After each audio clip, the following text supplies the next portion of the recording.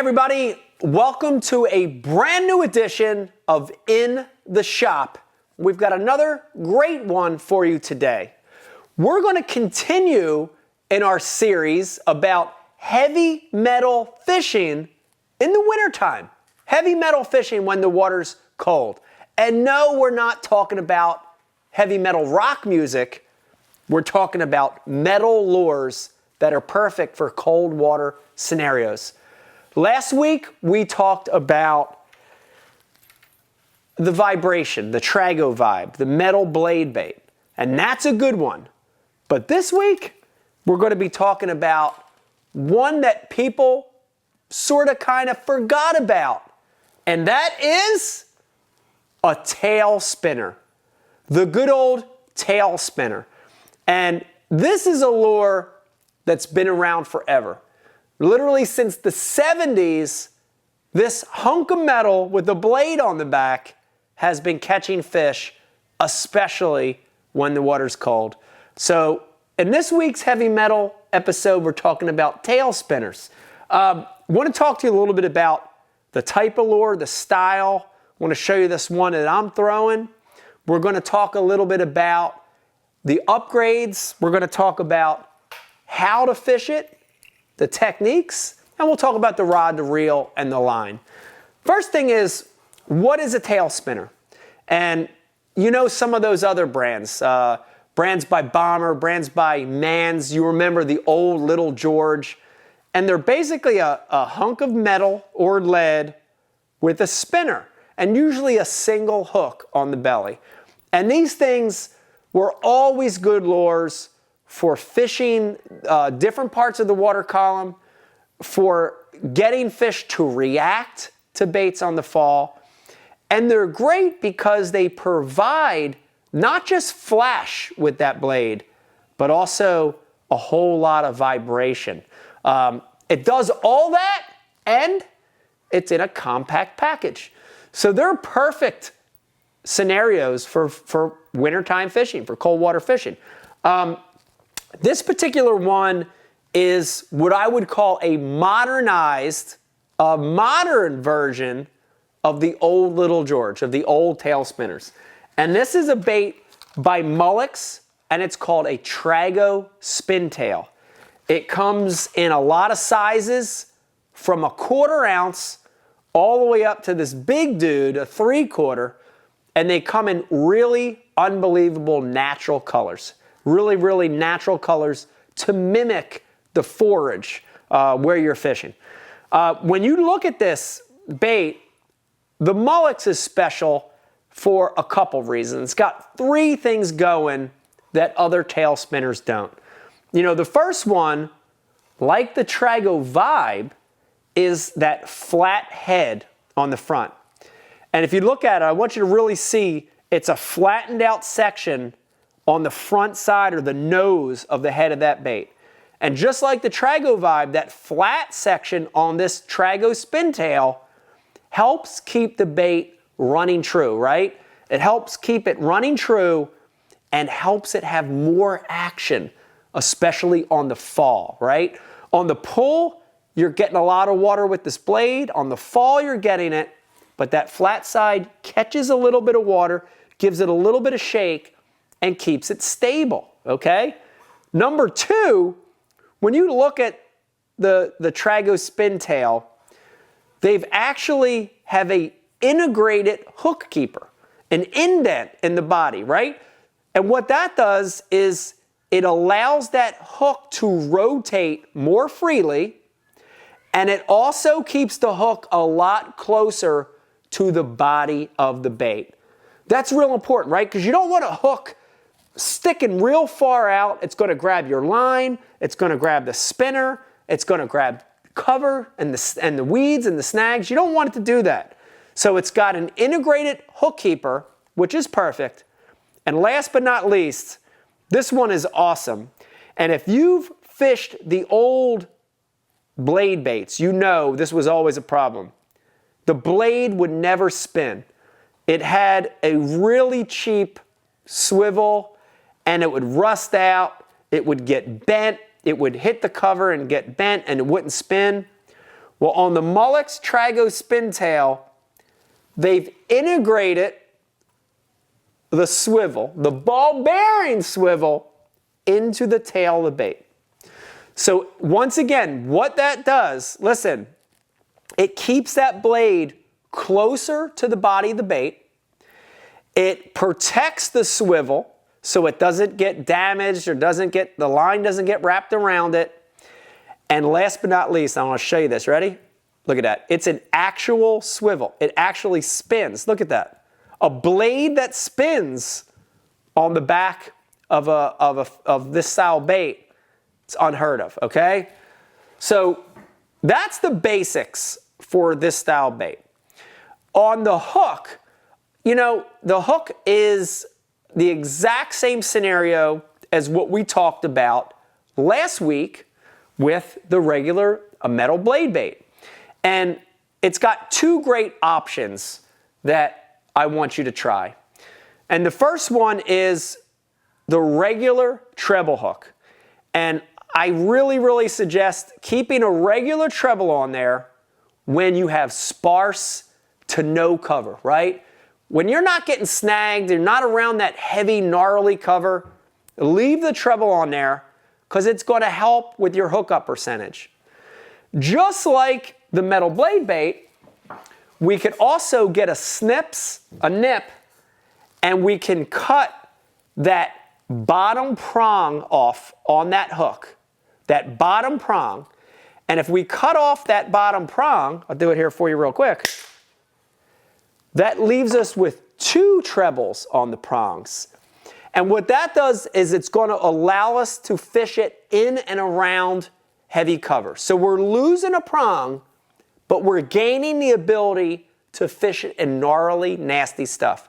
So when we're talking about vast flooded fields of trees, a lot of submerged brush piles or cane piles, we're talking about fishing this thing around marinas where there's cables, a lot of times I'll cut off that bottom prong and now it's a snagless or weedless two-prong treble.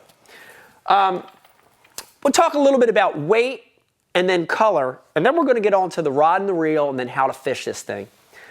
You know, on weight, we've got everything from that little 1/4 ounce all the way up to the 3/4. And the main thing for weight is depth of water and fishing conditions. The shallower the water, the lighter the bait. The 1/4, the 3/8 is perfect. The heavier the bait, the deeper the water, the 1/2, the 3/4. And also factor wind into that equation. You want to have control of this bait. You want to be able to maintain bottom contact even in deep water and harsh wind conditions, okay?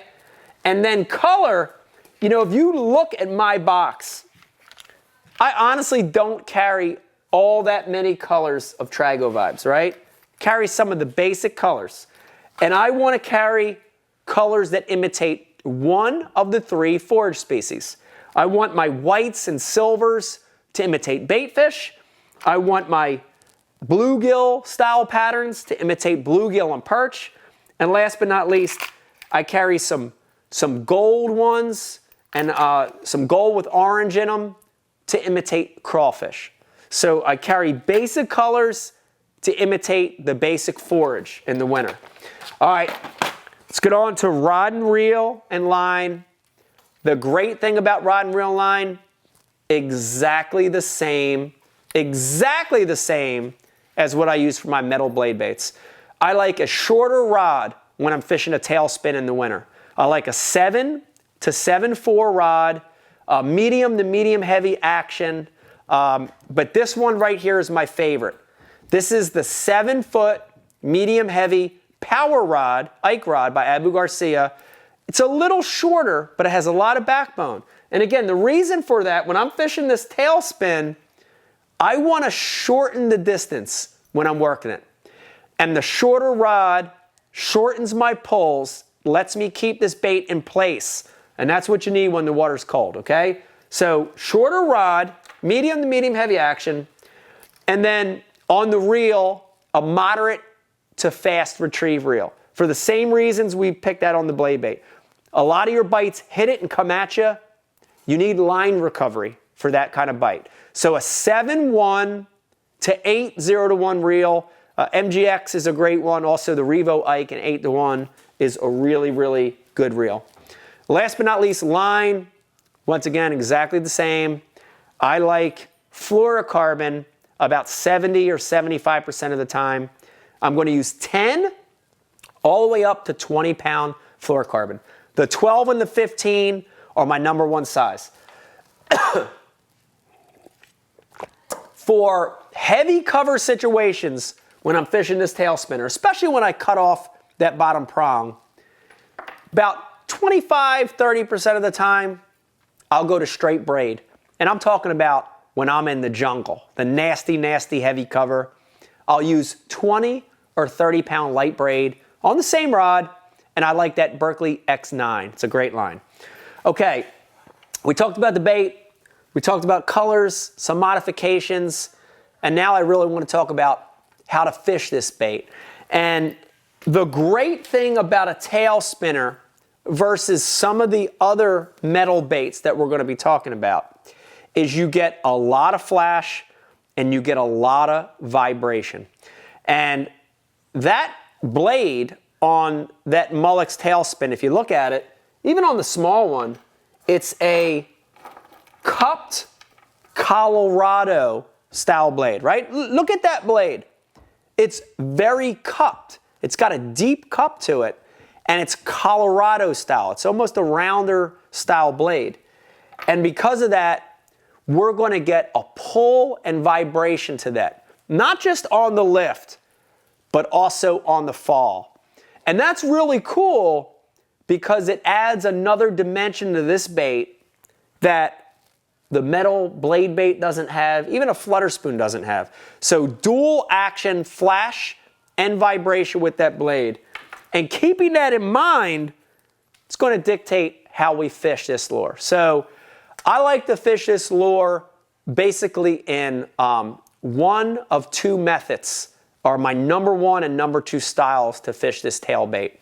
The first one, you're going to remember it from the blade bait, is a slow roll style. And the best way I can describe it, it's a lot like fishing a spinner bait. You know, you're going to cast it out there. I like to get it to the level of the fish. Sometimes they're suspended. If they're 10 foot down over 20, I'll count down 20 seconds on a semi-slack line. When I get to 10, I click over and I start a slow, steady retrieve. About every 10 or 12 cranks, I'll throw a pause in and then I keep it going. And the whole way back, you're going to feel that blade spinning. You're going to feel that thump of that blade, just like a little Colorado spinner bait. But because that blade bait is so compact, when those fish attack it, especially in the winter, they get all hook. So a slow roll is my number one, but my number two, and this is sort of a hybrid between stroking and painting. This one is called the helicopter retrieve.